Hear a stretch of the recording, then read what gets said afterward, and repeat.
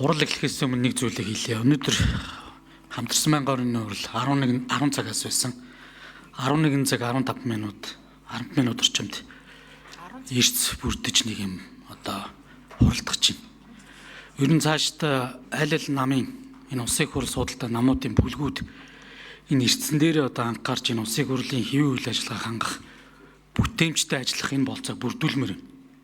Эрт ирсэн хүмүүсүүд ингэ сууж ил байдаг. Тэгээ орж ирсэн хүмүүсүүд бараг л эрдсэнд орж юмд алга ташхын холгоогоор орж ирээд нэг юм хурал эхэлж шít. Гэхдээ энэ бол тоглоом биш.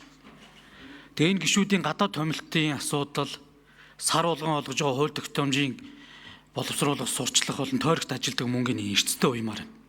Энийг улсын хурлын дарга холбогдох байнгын орооны удирдлагууд анхаарч ийм байдлаар ингэж бие биендээ ингэж хүндэтгэлгүй хандах энэ ажлыг зогсоох ёстой.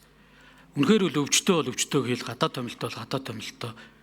Энэ зүйлүүд ингэ явахгүй бол нэг хідэн ажилгүй хүмүүс өглөөнөөсөө сууж байгаа юм шиг ийм байдалтай энэ улсын хурлч явж шít. Тэгээ энэ хоцорж байгаа хүмүүсүүдийн энэ хоцролтын хэмжээс намаараа тэр гадаад томилтоор явуулах хэсэг асуудлыг шийддэг. Орон нутагт ажиллах хэсгийг шийддэг.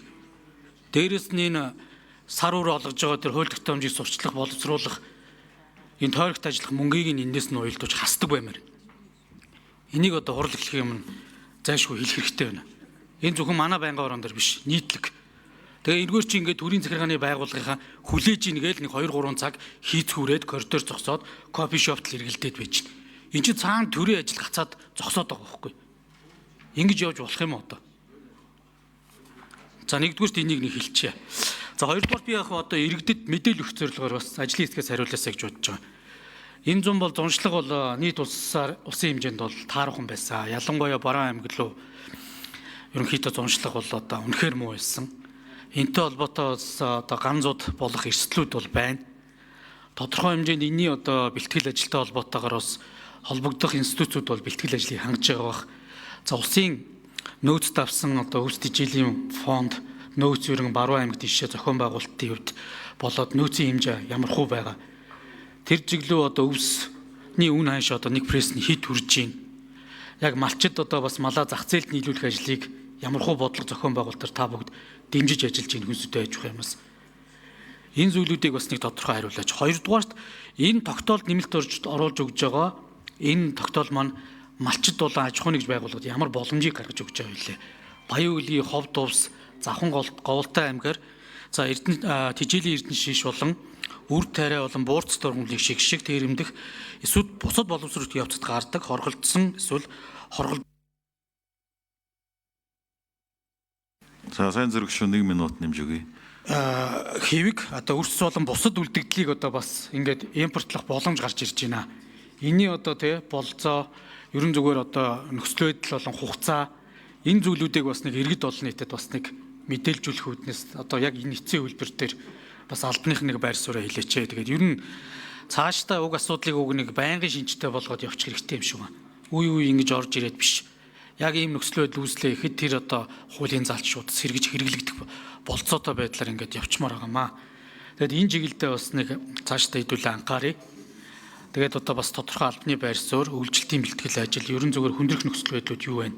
Урьдчилан байдлаар ямар хүн нөхцөл байдалтай байгаа вэ гэдэг зүйлээр мэдээлэл өгөөч. За ажлын хэсгийн 5 дугаар микрофон Бадуун Сүрэн сайд хариулъя. Та бүхэнд өнгөдөө нэмжлэг төшүүлье. За сайн зүрх гишүүн 2 асуултанд хариулъя. Үйлчлэлтийн бэлтгэл ажлыг хангах талаар засгийн газраас 56 дугаар тогтоол гаргасан байдаг. Энэний явц хэрэгжилтийг өнөөдөр засгийн газрын хуралдаанд сая танилцуулаад засгийн газрын хуралдаанаас миний биеэс гарч ирлээ. За энд бол 94%-аар энэ төлөвлөгөөг хэрэгжүүлж ажилласан гэсэн дүн байгаа. За хоёрдугаарт таны асуусан малчид иргэдэд ямар энэ гурил тэжээлийн импортыг баруун бүсэд бууруулснаар, хөнгөлснөөр, чөлөөснөөр ямар үр дүн гарах вэ гэдэг асуултанд хариулъя.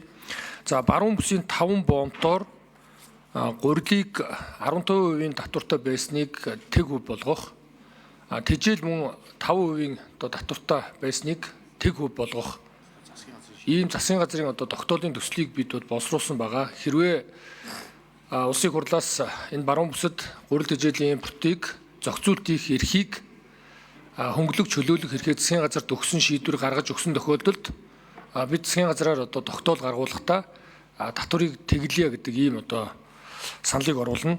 За баруун бүсэд болон төвийн бүсэд бол зунжлагын байдал хамгийн тааруу байсан 2 бүс байгаа. Тэгээ тийм учраас баруун бүсэд 1-р зунжлагын байдал тааруу байсан, 2-дугаарт төвөөс бол одоо нэлээд аслагдмал тээврийн зардал өндөртэй.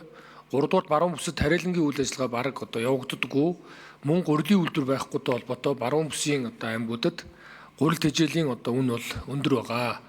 Ялангуяа Монгол улс бол ийм өргөн удам одоо баруунаас зүүн тийш одоо асар уудам нутагтай учраас төвийн гурилын үйлдвэрээс баруун бүсэд хүрэхэд бол зардал их өндөр байдаг учраас бүс нутгийн онцлог тохирсон ийм татврын бодлогыг зохицуултыг эрхийг засгийн газарт өгөх ийм тогтоол гаргаснаар бол баруун бүсэд гурил тэжээлийн үн аж ахуй нэгж иргэдэд малчид за орон нутгийн иргэдэд бол хамгийн одоо ээлтэй байдлаар очно гэдэг ийм одоо тооцооллыг хийж энэ одоо тогтоолын төслийг улсын их хурлын одоо 64 гишүүн одоо Баян Улгийн сонгогдсон Жангабил гишүүний балангаар 64 гишүүн одоо саналыг засгийн газар түргүүлсний дагуу засгийн газар энэ одоо тогтоолын төслийг санаачилж улсын их хурлд одоо өргөн мэдүүлээд өнөөдөр ингээд хилцээд явж байгаа гэдгийг бас танд танилцуулъя.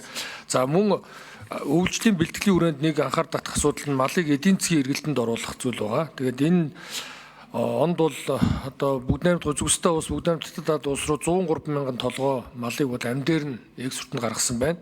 За мөн энэ оны 12 дугаар сарын 1-ний байдлаар 59 аж ахуй нэгж 305.3 сая амд олдрын өртөг үхий 75 мянган тонн махмахан бүтээгдэхүүнийг гадаадад экспортлсон. За өмнөх жилүүдээс бол одоо нэлээд өндөр үзүүлэлт байгаа. Өөрөөр хэлбэл малчдын одоо орлогыг нэмэгдүүлэхэд экспортыг дэмжиж одоо доллар Монгол улсад орж ирэхэд за энэ одоо бодлого бол үр дүнгүй өгөөд явж байгаа гэдгийг та бүхэнд дээл. Ер нь малчд маань ч гэсэн малаа эдийн засгийн эргэлтэнд оруулах чиглэл рүү илүү бас одоо анхаардаг болсон.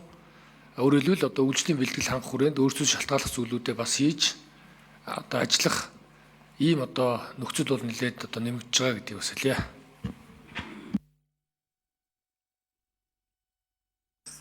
За тодруулах уу сайн зэрэг шүү. За дараагийн гишүү Менцэх